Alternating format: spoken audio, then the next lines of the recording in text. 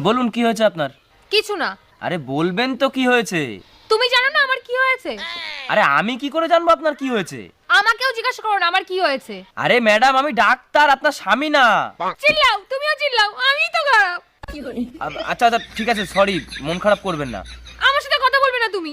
আরে ম্যাডাম এত টাইম নেই আমার কাছে, এখনো পেশেন্ট বসে আছে, তাদেরকেও দেখতে হবে আমার। হ্যাঁ, আমার জন্য কেন টাইম হবে তোমার? আরে ম্যাডাম আপনি আপনার প্রবলেম না বললে আমি চিকিৎসাটা করব কি করে? হ্যাঁ, আমারই তো প্রবলেম সব। আরে প্রবলেমটা তাহলে কি? হ্যাঁ, আমিই প্রবলেম। হ্যাঁ সেটা তো আমি দেখতেই পাচ্ছি। এই কি বললে? কিছু না। না না, আমিই তো প্রবলেম। যখন আমি মরে যাব না তখন তুমি আমার দাম বুঝতে পারবে। लेकिन ये साला कर क्या रहा है यहाँ पे? আরে পাগল টাগল হয়ে গেছেন নাকি? কি বলছেন আপনি? হ্যাঁ, এতই যখন প্রবলেম তাহলে আমাকে চিকিৎসা করো না, ছেড়ে দাও আমাকে।